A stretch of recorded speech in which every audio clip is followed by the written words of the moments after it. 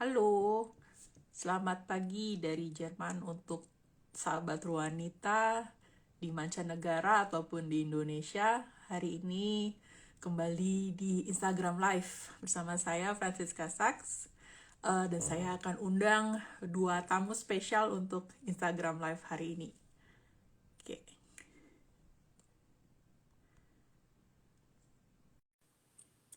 Ada Mbak Selfie dan juga Mbak Dewi.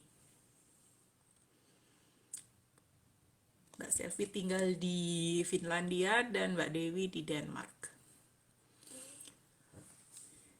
Ya, sambil menunggu kedua tamu kita hadir di Instagram Live, teman-teman, sahabat-sahabat wanita pasti juga sudah melihat posting wanita selama seminggu ini tentang kebahagiaan, gitu ya.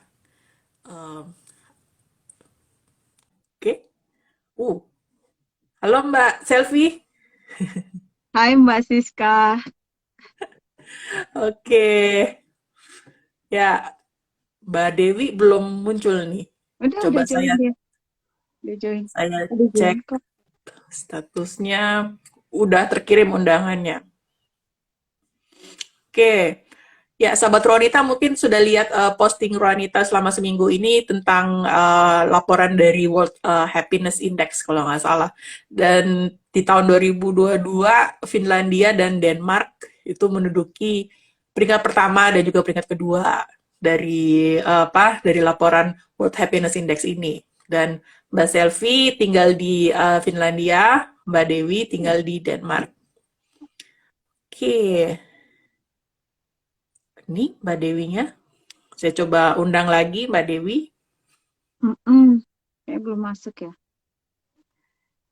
Iya. Nah, muncul. Halo. Halo. Halo, Oke. Iya. Terima Ngobrol. kasih Mbak Selvi dan juga Mbak Dewi sudah meluangkan waktu untuk ngobrol-ngobrol nih tentang kebahagiaan, sama-sama. memperingati Hari Kebahagiaan Dunia, kebahagiaan di dunia gitu ya, tanggal 20 Maret kemarin gitu. Dan mungkin awal untuk memulai gitu ya, saya mau minta kedua tamu kita untuk memperkenalkan diri. Silakan Mbak Selvi mungkin bisa diperkenalkan diri, nama, terus tinggal di mana, sudah berapa lama di rantau nih. Oke, nama saya Selvi Tandirerung, ya, orang Toraja. Eh, Ah, ya, jadi kalau yang udah pernah ke Toraja pasti udah tahu. Terus tinggal di Finland sudah 5 tahun. mhm. Di kota mana Gitu. Mbak? Sebuah kota kecil, jadi di Finland itu karena dia bentuknya kan kayak begini ya ujungnya. Nah, di Mhm. tengah-tengah itu ada kota namanya Oulu. Nah, deket situ tuh ada kota kecil namanya Rahe. Ah, oke. Rahe. Jadi dia perbatasan sekitar mungkin 3 jam lagi kita bisa dapat garis apa itu? Arctic Circle. Yes. Aku dibantu Arctic Circle. Ya. Arctic Circle. Oh, oke. Ya, Mhm. jadi 3 jam lagi ke utara kita bisa dapat Arctic Circle. Tadi malam kita lihat aurora. Wih, Uh, iya, itu bucket list saya tuh lihat aurora. ayo ke Finland. Oke. Ya, Dan aktivitasnya apa Mbak sehari-hari? saya insinyur pertambangan lulusan dari Trisakti Jakarta Universitas. Di sini pas ke Finland itu pertama kali karena dapat kerjaan di perusahaan tambang di Finland. Bingung Hmm. juga sih pertama kali pas dapat gitu kan. Emang ya ada tambang ya di Finland ya? Gitu. Terus pas kita ke sini, ternyata banyak.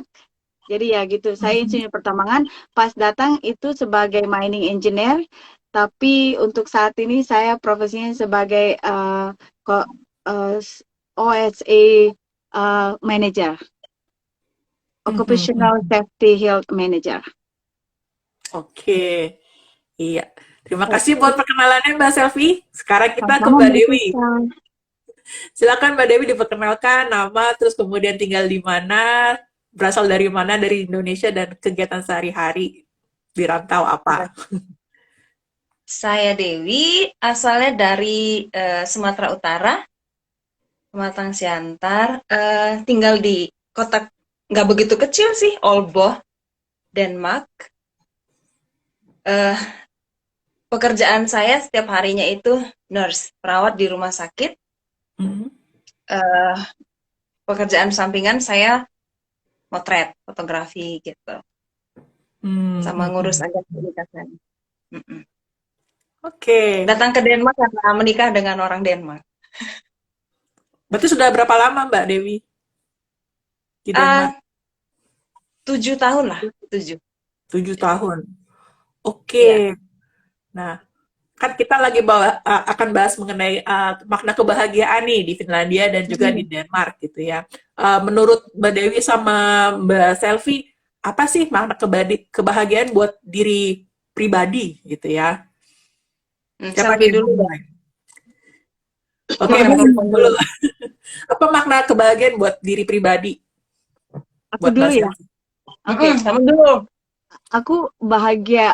Kalau menurut konsepku sih bahagia itu di mana kita bisa berkumpul dengan keluarga.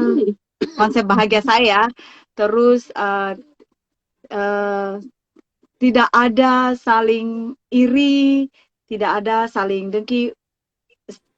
Konsep kebahagiaannya seperti itu. Jadi bahagia ya, ya begitu. Gimana ya cara mengungkapinya ya? Kumpul dengan keluarga, terus merasa aman, tentram, gitu. Mhm. Eh, Oke. bagi pribadi saya sih sebenarnya memang agak susah juga yang dibilang nggak suka juga sih gosip, walaupun memang kita suka gosip sih. Tapi ya hidup dengan orang yang sekeliling seperti itu biasanya jadi toksik gitu kan. Nah, Oke. gitu konsep menurut saya ya gitu. Itu sih hidup Oke. bersama dengan orang-orang yang kita cintai gitu. Mhm, mhm. Oke, berarti menurut Mbak Selvi bahagia itu ditemukan di dalam keluarga gitu ya, konteksnya dalam keluarga ataupun bersama dengan orang-orang yang Ya, dikasihi gitu ya. ya. Oke, menarik. Nah, kalau Mbak Dewi apa nih menurut Mbak Dewi? Mm, konsep yang dulu sama sekarang itu berbeda, mungkin sesuai dengan ini ya, usia ya. Semakin tua saya memiliki konsep kebahagiaan yang simple aja gitu, punya tubuh yang sehat, terus punya jaminan masa depan gitu, nggak khawatir apa yang akan terjadi di depan. Ada yang menjamin, ada yang mengatur, terus Mhm. tinggal di area yang di mana kriminalitasnya rendah, itu sudah cukup membuat saya bahagia gitu. Karena saya Oke. datang dari kota yang angka kriminalnya lumayan gitu. Jadi ketika ada di sini, saya cukup cukup apa namanya, konten gitulah ya di hati, walau Mhm. masih tetap bergumul dengan cuaca yang dingin gitu. Tapi nggak sebanding lah dengan rasa nyaman yang dis, disediakan oleh Denmark seperti itu. Ya. Mhm. Oke. Jadi kalau menurut Mbak Dewi sehat apa kebahagiaan itu dimulai dari pribadi gitu ya, di tubuh yang Hmm. sehat dan kemudian ada juga nggak khawatir tentang masa depan dan juga masa sekarang aman gitu ya, tidak ada kriminalitas yang tinggi gitu. Jadi rendah Iya, tinggal di tempat yang kriminalitasnya rendah gitu ya. Ya. Oke. Nah, ini menarik nih. Ada pendapat dari Mbak Selvi dan juga pendapat dari Mbak Dewi. Itu kan pribadi masing-masing gitu ya. mm, Tapi kan sekarang kita berada di rantau nih. Mbak mm. Selvi ada di Finlandia dan juga Mbak Dewi ada di Denmark. Kalau menurut pengamatan Mbak Dewi sama Mbak Selvi nih ya, gimana sih cara orang Finlandia dan juga cara orang Denmark untuk memaknai kebahagiaan itu? Dan apakah makna kebahagiaan itu berbeda dengan apa yang Mbak Selvi ataupun Mbak Dewi pahami. Siapa nih yang mau mulai nih? Kamu Coba dulu dulu sih, ya. aku. Aku dulu ya. Oke. Sebenarnya sih konsepnya sih sama aja gitu. Mhm. Saya pikir kalaupun orang Indonesia ditanya eh, jika mereka mempunyai suatu negara seperti Finlandia akan sama karena konsep di Finlandia itu eh, beberapa teman yang saya tanya awalnya waktu pertama kali saya datang ke Finlandia itu kan kami mencari tahu bagaimana Finland, bagaimana orang-orang sekitarnya. Kita juga baca bahwa Finland merupakan negara paling bahagia di dunia. Senang dong, karena konsep yang kita bawa dari Indonesia itu, saya bawa dari Indonesia dan suami orang Inggris, tapi kebetulan tinggal di Australia. Kita bawa bersama itu adalah seperti yang kita lihat sehari-hari, senyum, ramah, seperti itu. Tapi kenyataannya pas kita datang di Finland, orangnya nggak ada yang senyum. Nah, gue bingung jadinya. Lah, ini mana bahagianya yang mana sih? Kalau orang Finland itu kalau kita tidak bertanya, mereka tidak akan menjawab. Gitu. Dan kalaupun kalau mereka kita tanya, mereka hanya menjawab ya, tidak. Pertanyaannya akan yang simple dan jelas dan padat. Saya jadi bingung pertama, lah ini negara katanya negara paling bahagia di dunia nih, 6 tahun nih ya, sampai 2023 ini 6 tahun nih Finland nomor 1, negara paling bahagia. Tapi tidak ada satupun yang membuat saya mana orang bahagianya mana. Sampai titik tertentu saya kehilangan handphone di supermarket. Jadi saya milih jeruk, terus handphonenya saya taruh di sebelah. Terus waktu mau bayar, saya bingung. Loh, ATM-nya kan di dalam apa itu case handphonenya. Handphonenya di mana ya? Gitu. Terus sudah gitu kata suami, nggak bawa kali, mungkin di mobil. Dicarilah di mobil, nggak ada. Terus aku bilang, enggak, aku ingat kok, aku taruh di ini, di bawah waktu itu. Akhirnya saya coba gini nih, coba deh saya mau tanya ke resepsionis. Kali-kali aja beruntung gitu kan. Tapi saya udah pasti, udah deh hilang deh. Kata beliau juga udah, nggak usah diharap. Ke resepsionis, saya cuma nanya gini, excuse me, I lost my phone. And then they directly say, mereka langsung bilang gini, oh Dota, which is mean, tunggu, wait. Terus aku langsung, hah? Terus aku bilang, ya, pakai bahasa Finland ya, warna biru, terus warna hitam covernya, katanya. Terus aku bilang namanya di dalam ATM-nya Selvi Tandirerung. Terus mereka langsung bilang begini, oke, ini handphone kamu. Aku langsung bilang, hah? Sesimpel itu loh. Langsung aku bilang, wow, that's great. Terus habis itu kita langsung pergi, waktu itu juga kita pergi ke pub sama teman. Ini teman mabuk nih. Enggak mabuk sih, tapi ya mabuk gitu kan. Pulang, nginep di rumah gitu, cowok gitu. Besoknya polisi nelfon ke kantor, kata mereka ada yang nama Jack gitu kan. Kenapa? Tolong ke kantor polisi ambil dompetnya gitu. Nah, kita jadi bingung kan. Wow, itu dompet, ATM dan semuanya uang tetap utuh. Dan itu tidak terjadi sekali, 3 kali. Dan habis itu saya merasa lah, wow, keren ya Finland ya. Dan berbagai macam itu terjadi. Summer saya tidak pernah tutup pintu rumah. Jendela kebuka, bangun-bangun pagi. Ya ampun, kalau di Indonesia ini gue udah mati. Itu pencuri kita loncat. Sepeda saya taruh di luar, nggak dikunci. Itu nggak hilang sama sekali. Dan itu merupakan salah satu. Akhirnya saya pikir, oh ini ya yang merupakan konsep kebahagiaan orang Finland. Itu waktu awal saya datang. Akhirnya seiring dengan berjalannya waktu saya menemukan, apalagi di tempat kerja ya. Tempat kerja itu kita kerjanya dalam 1 minggu itu cuma 37,5 jam. Which is mean Senin sampai Kamis itu 8 jam. Dari jam 7 sampai jam 3 sore. Atau jam 8 sampai jam 4 sore. Nanti pada hari Jumat itu setengah hari. Nah, jadi kan mereka tuh bebas gitulah. Jadi setelah itu mereka bersama dengan keluarga. Setelah itu juga saya menemukan bahwa pendidikan di Finland itu sangat mereka tuh perjuangkan di Finland pendidikan. Jadi lu mau umur berapapun, kalau lu masih mau sekolah, please gitu, dan gratis. Itu yang bagusnya tuh, gratis. Jadi di sini itu nenek-nenek saya lihat mau pergi juga tuh sekolah. Gila. Ini teman saya ya, umurnya sudah hampir 52 tahun. Dia tuh sekolah jadi sekolah tentang kejuruan seperti itu. Itu tidak ada batasannya. Lain lagi yang saya lihat itu waktu saya dioperasi. Dioperasi itu saya sudah 3 kali di sini. Dioperasi. Itu pertama kali tuh saya masuk itu ditemani dengan 5 didorong oleh suster. Sampai di ruang teater itu saya lihat ada 5 suster. Ini pertama itu cuma jari saya loh yang mau dioperasi karena ada metal di dalam. Saya bawa dari Indonesia ke iris pisau, tinggal metal di dalam. Jadi setiap kena sesuatu itu pasti sakit. Nah, ketemu dokter katanya ada metal di dalam. Karena saya orangnya paranoid sama operasi, belum pernah juga. Saya minta dibius total, padahal sebenarnya kan ini lokal bisa kan. Minta dibius total lah kan. Minta dibius total. Nah, terus masuk di ruang ini pertama kali saya dioperasi, makanya minta dibius total. Masuk di ruang operasi, susternya ada 5. Lah gue bingung. Lah, ini cuma jari gue yang mau dioperasi, susternya ada 5. Dokternya ada 3. Dokter yang operasi saya, dokter anestesi, sama dokter jantung. Gue bilang, ya Allah Tuhan, nanti gue bayar berapa ini? Matilah kan.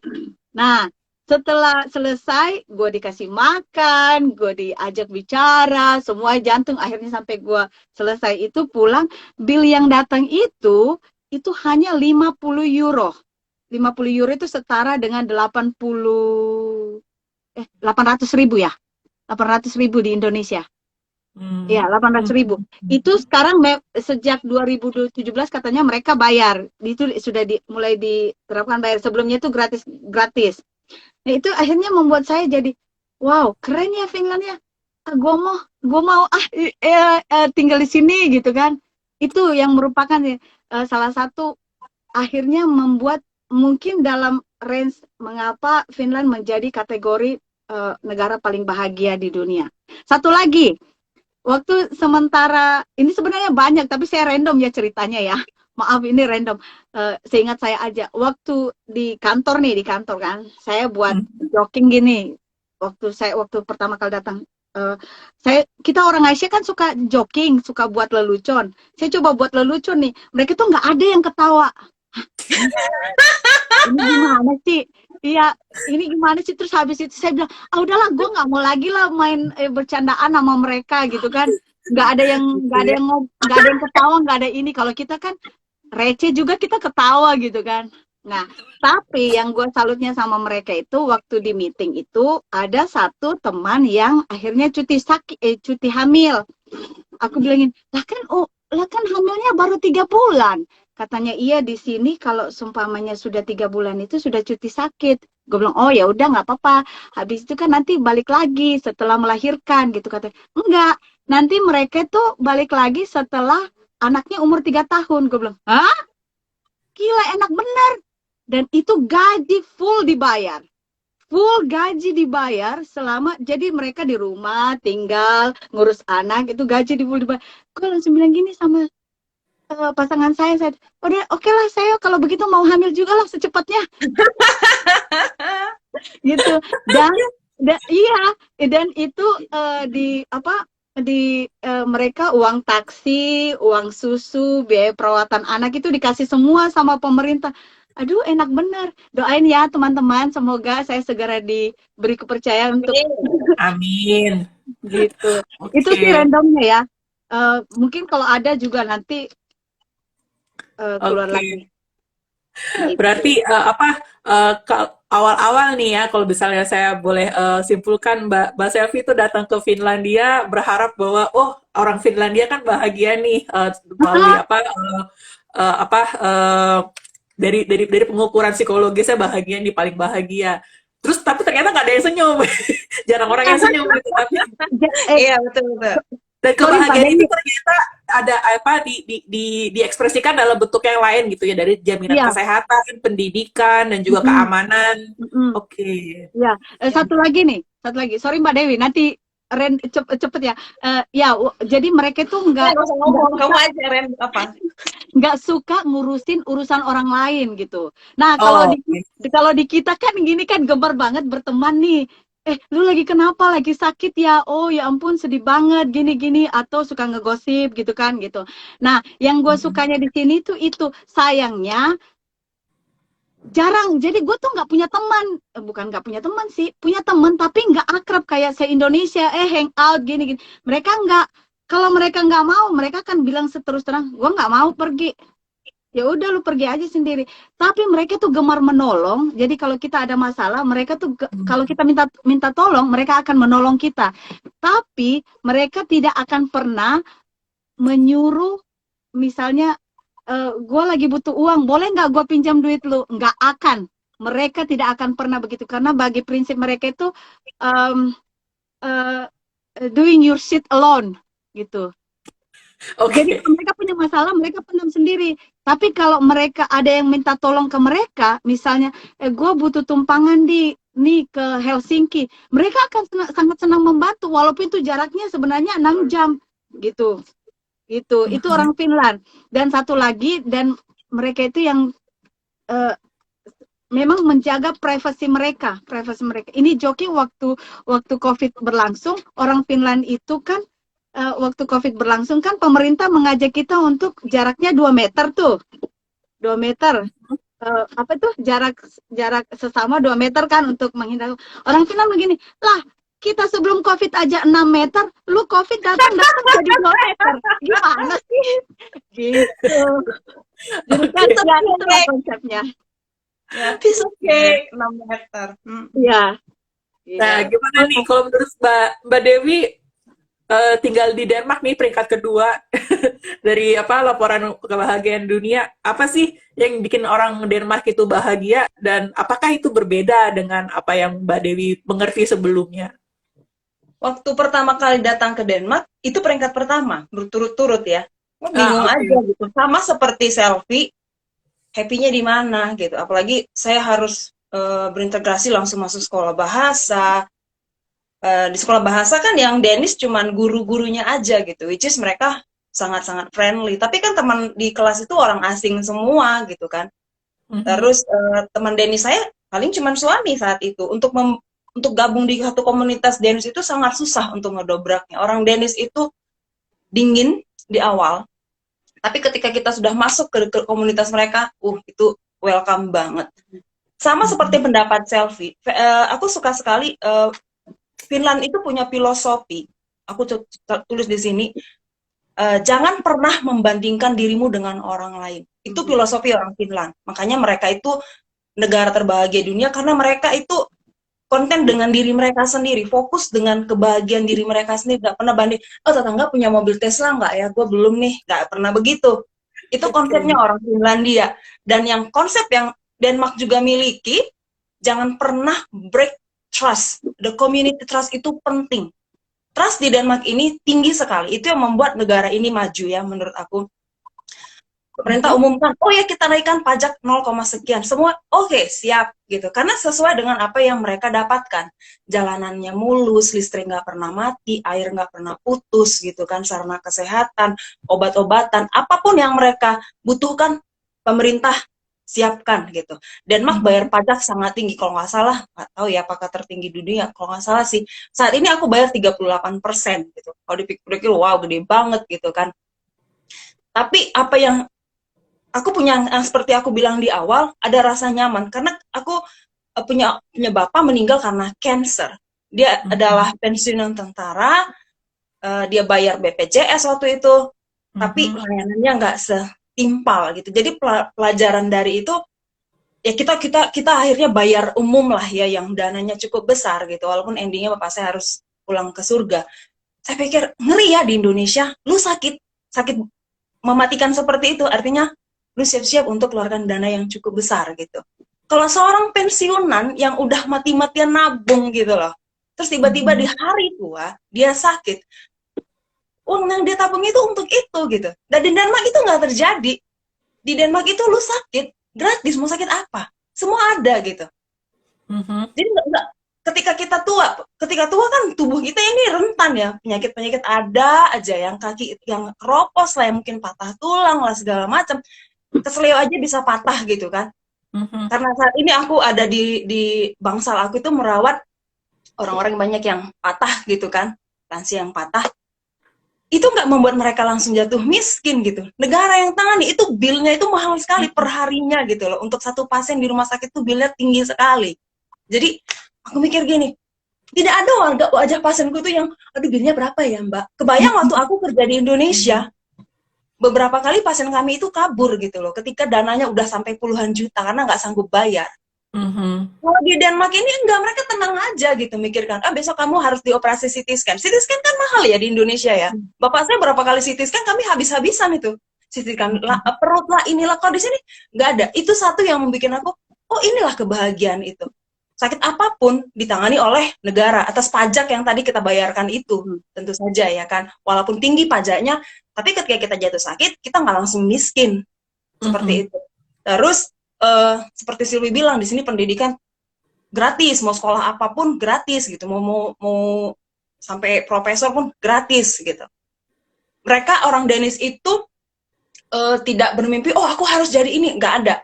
Beberapa teman kerja itu nggak ada, oh aku habis ini ambil S2, ambil S3, kayak di Indonesia kan begitu ya, kejar-kejaran ya, habis ambil ini, ambil apa, dia S2. Jadi penting banget gitu untuk sekolah dengan titel-titel yang segabrek-gabrek gitu ya. Kalau di sini enggak, mereka itu lebih fokus ke passion. Kalau mereka rasa, ini nggak passion aku nih, aku pengen sekolah lagi, mereka keluar. Walaupun mereka sudah graduate dari itu gitu loh, ini nggak passion aku ternyata, aku mau sekolah lagi ya. Karena tidak ada batasan usia gitu kan, yang membuat mereka itu, this is my freedom. Nah ini lagi masuk ke faktor kenapa Denmark itu negara terbahagia, pendidikan itu gratis gitu. Selagi kau ada kemauan untuk sekolah aja. Teman aku umurnya 50, baru kemarin lulus kejuruan juga dia sebagai bukan perawat sih, tapi dia yang take care di panti jompo. Dia datang dari Bandung.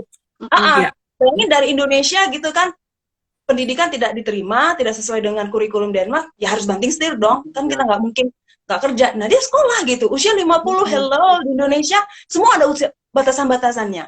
Aduh maaf, nggak boleh sih membandingkan dengan, tapi kan tetap seperti itu ya. Di Indonesia kan pendidikan ada batasan, pekerjaan juga usia maksimal sekian gitu, itu kan semua untuk kelas-kelas muda gitu kan. Di Denmark nggak ada seperti itu kan diskriminasi ya.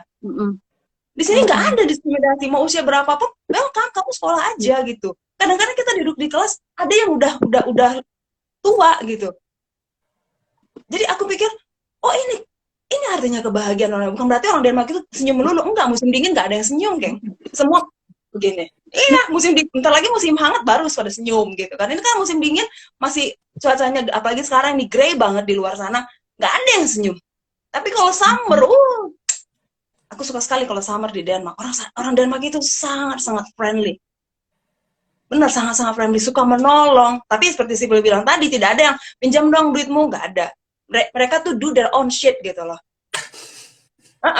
Tapi mungkin karena Denmark itu pengangguran pun dapat santunan. Dari pajak orang tadi yang saling silang seperti itu, saling tolong menolong seperti itu. Jadi orang pengangguran pun di Denmark itu dapat bantuan gitu. Tapi itu bagi orang Denmark itu sesuatu yang memalukan untuk menerima uang santunan. Kalau saya rupiahkan itu gede banget gitu loh. Gede banget, hampir 25 jutaan gitu untuk pengangguran. Tapi itu di Denmark kecil sekali gitu. Dan orang Denmark itu malu untuk menerima namanya uang santunan karena label dia jobless gitu kan. Mereka suka bekerja. Kalau bisa harus bekerja, jangan terima uang santunan. Uang santunan ditelepon terus dari job center. Halo, kamu udah lamar pekerjaan nggak? Seperti itu. Iya, negara kecil dengan penduduk yang cuma mungkin ya 60 juta kalau nggak salah, bisa maju gitu. Aku banyak baca artikel apa yang membuat negara ini maju gitu. Negara yang kecil gini, aku pelajari sistem pemerintahannya seperti apa, militernya seperti apa gitu kan. Aku tanya suami, ini kalau misalnya negara ini perang ini gimana Denmark? Kita kuat katanya gitu. Karena ada EU kan, katanya ada Schengen segala macam. Oh, aku pelajari layers-layers-nya gitu. Dan aku pelajari di sini Denmark itu yang agak sedikit berbeda dengan Finland, level of equality. Perempuan di mana-mana itu rata-rata bos. Lihat aja Perdana Menterinya Mette, itu perempuan. Di politik-politik itu perempuan. Kalau debat lebih parah daripada orang Batak sama orang Toraja. Wah, kalau kita kan kalau debat seperti itu ya. Di sini perempuan kalau dia jadi pemimpin di sini biar kita bisa. Iya, saya banyak belajar bagaimana debat karena saya itu orangnya tadinya takut sama konflik. Saya dipanggil pimpinan saya perempuan, dia bilang, Dewi, saya tahu kamu dari Indonesia, orang Asia paling takut yang namanya debat. Ini Denmark, kamu harus belajar untuk bilang ya dan bilang tidak. Bila kamu tidak suka, tolak pekerjaan itu. Jangan setiap kali saya tawarkan kamu untuk ekstra, kamu selalu jawab ya. Tolak kalau kamu nggak suka. apakah boleh? Boleh, katanya seperti itu. Kalau kamu rasa kamu dapat pasien terlalu berat, bilang saya nggak bisa. Jadi saya belajar untuk menangani konflik gitu loh. Belajar dari perempuan-perempuan hebat ini gitu. Misalnya hal kecil ya di dunia pekerjaan, sexual harassment. Kalau ada pasien yang sedikit nakal, horny gitu, mau colek perawat, itu teman-teman perempuan saya maju semua. Diapain tadi kamu sama dia? Gak boleh begitu di sini perempuan, pasien katanya gitu. Itu rasanya, wow, the power of woman itu sampai keren banget gitu loh, berani untuk speak up, berani untuk maju gitu. Makanya gak heran di sini rata-rata perempuannya single. Iya, mereka pada single, mereka nggak fokus. Ada sih, tapi mereka buat apa sih laki-laki, kadang ada yang seperti itu gitu ya. Mereka lebih fokus untuk ya cari kebahagiaan diri mereka sendiri gitu. Oke. Itu sih. Jadi kalau misalnya saya coba untuk simpulkan gitu ya, ternyata yang bikin bahagia itu bukan bukan ekspresi. Kita nggak bisa judge orang bahagia dari ekspresi wajah, apakah dia senyum, apakah dia terbuka sama orang lain, apakah dia ramah sama orang lain. Tapi memang ada di dalam dirinya sendiri gitu ya. Jadi tidak membandingkan diri sama orang lain dan juga menjaga privasi orang lain dan juga. Tapi di satu sisi juga di Finlandia dan di Denmark pemerintahnya itu bertanggung jawab gitu ya untuk masalah pendidikan, kesehatan, dan juga di dalam pekerjaan juga ada batasannya gitu, mana yang saya kerjakan, mana yang tidak. Saya tidak kerja 10 jam per hari gitu ya, karena memang butuh juga istirahat. Jadi memang hal-hal ini mungkin yang bikin Finlandia dan Denmark orang-orangnya bahagia gitu ya. Jadi bukan ekspresi dan bukan pura-pura bahagia, tapi dan juga menghindari konflik kayak tadi kata Dewi bilang, tapi memang berusaha untuk tidak membandingkan diri sama orang lain dan juga kepercayaan sama pemerintahnya ya. Iya, trust, community trust. Kayak Sylvie tadi, handphonenya ditemukan gitu, disimpan. Sama kayak Jepang sih menurut aku, Jepang juga trustnya tinggi banget. Memberi kebebasan juga sepertinya, memberi kebebasan, karena di sini tuh waktu saya kerja pas summer itu saya bingung, sekretaris saya datang dengan agensi gitu kan. Nah lah kita di Indonesia kan kalau kerja itu pakaiannya rapi gitu kan, lah dia datang agensi, saya lihat tuh tatonya, gue jadi bingung, gue tegur dong, gue bilang nggak boleh, ini kan kita di kantor, katanya. Lah siapa yang mau, ada peraturan. Akhirnya saya pelajari gitu kan. Nah ternyata memang di Finland itu mereka tidak membatasi lu mau datang pakai celana, yang penting sopan gitu loh. Mungkin tidaklah dengan bikini ya, tidak dengan bikini, tapi mengekspresikan, karena summer itu kan memang cukup panas bagi mereka di sini ya. Walaupun di gue itu bagi saya itu masih dingin. Orang summer mereka itu cuma 20 derajat. Lah di kita itu udara puncak gitu kan, 20 derajat itu masih sejuk gitu. Nah mereka itu pakai pakaian yang minim, you can see gitu, sopan, tapi setidaknya bisa gitu. Terus saya perhatiin juga di keperawatan itu ada perawat yang pakai tato loh. Perawat saya pakai tato gitu lah. Nah di Indonesia nggak akan ada seperti itu. Di Finland nggak masalah, mereka tidak melihat dari itunya, tapi mereka melihat bagaimana passion kamu, bagaimana skill kamu, bagaimana kamu mau maju, seperti itu. Itulah yang membuat saya pikir, oh ya, kita tidak ada pembatasan gitu. Mencari kerja seperti yang Dewi bilang, di Indonesia tuh dicantumin tuh mining manager maksimal umur 45 tahun. Di sini nggak ada tulisan begitu, nggak ada. Bahwa lu mau melamar kerja maksimal umur lu itu 45 tahun, nggak ada. Kalau umur lu 80 tahun lu masih bisa, kenapa tidak gitu. Itu sih. Diskriminasi sih, batasan usia, batasan gender itu diskriminasi termasuk. Yang orang Indonesia itu nggak peduli sama itu. Gitu. Dan saya lihat tingkat korupsi juga agak nihil, karena masyarakat di sini itu percaya kepada kepemerintahan. Seperti yang Dewi bilang, walaupun kita bayar pajaknya itu tinggi, tapi kita bisa lihat hasilnya gitu loh. Nah di Indonesia kita bayar pajak sedikit aja, tapi ya kayak sekarang lagi hand on para pejabat. I can buy my flash dulu gitu. Apa tuh lagunya yang Louis Vuitton, Gucci gitu kan. Nah, pada Iya, iya. rame sih gitu. Di sini Oke. di sini mereka itu orang kaya itu pakai transportasi umum. Kalau perlu itu mereka tuh fokusnya itu ke sesuatu yang buat lu bahagia, bukan sesuatu yang buat lu show up gitu loh. Gitu.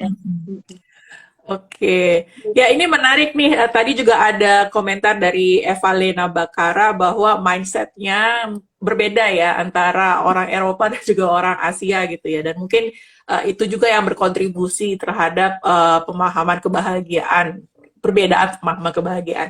Oke, untuk menutup nih, sayangnya kita punya waktu yang terbatas. Waktunya terbatas. Padahal banyak loh. Padahal banyak yang mesti diomongin gitu ya. Belum lagi aku baca komen-komen teman-teman kan. Iya, oke. Mungkin sebagai penutup nih, lesson learned atau pembelajaran apa sih yang Mbak Selvi ataupun Mbak Dewi ambil gitu dari pemaknaan kebahagiaan di Finlandia ataupun di Denmark? Trust. Aku belajar untuk Ya. percaya kepada orang lain, dan aku harap orang lain itu juga percaya padaku gitu. Dan Oke. ketika aku keep a secret, aku tidak akan bocorkan itu. Jadi dimulai dariku sendiri gitu loh. Mhm. Jadi aku belajar untuk berpikir positif akan orang lain. Orang Denmark itu nggak mau sujon gitu ya katanya ya. Oh, kenapa sih dia hari ini nggak senyum? Apa karena gini? Nggak ada dalam pikiran mereka seperti itu.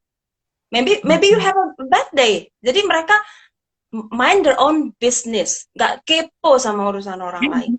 Nah, aku itu mulai dari diriku sendiri, belajar bagaimana orang Danish hidup gitu, supaya aku juga bisa berkontribusi, bisa hidup, karena ini kan sudah jadi negara kedua aku setelah Indonesia gitu kan, karena aku menikah dengan orang Denmark. Nggak mungkin aku boyong suamiku ke Indonesia, dia nggak tahan panas. Meleleh nanti. Jadi aku harus benar-benar bisa hidup, bisa menyesuaikan diri, beradaptasi bagaimana hidup seperti orang Denmark sendiri. Oke. Ya. Sama sih sama Mbak Dewi gitu kan, trust. Dan karena trust itu ya itu sebenarnya sih rasa aman ya gitu, aman. Mau pulang juga malam ya baliknya ke trust lagi lah gitu. Ke pemerintah bayar pajak juga tinggi, baliknya ke trust lagi gitu.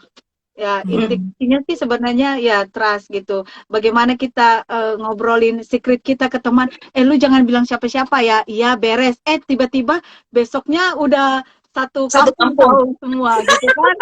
Gitu. Iya. Gitu. Oke. Ya gitu sih. Ya. Jadi menjaga kepercayaan dan gimana? Memang tidak banyak teman. Memang tidak banyak teman karena orang Finnish itu tidak terlalu suka bersosialisasi gitulah. Tapi akhirnya dengan satu teman itu cukup bagus menurut saya daripada dengan banyak tapi tidak kualitas ya. Gimana sih? Saya ngobrolnya jadi acak kadul sana mari. Oke, jadi yang penting kualitasnya bukan kuantitas relasinya, seperti itu ya. Ya, seperti itu. Dan juga senang banget ngobrolnya. ya bisa saya lihat, saya pelajari juga dari obrolan kita bahwa penting untuk punya trust, punya kepercayaan, dan juga menjadi orang yang bisa dipercaya gitu ya. Jadi it comes both ways gitu ya.